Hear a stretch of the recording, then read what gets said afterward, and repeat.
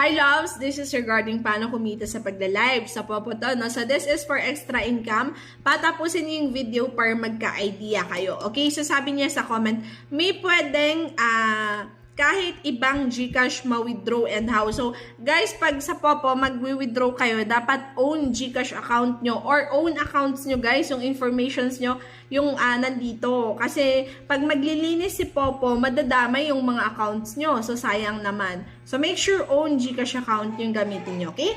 So, yan yung everyday withdrawals natin kay Popo. And, sa mga interested, gustong sumali sa agency ko or gustong mag-agent kay Popo, i-message nyo ako sa aking page, no?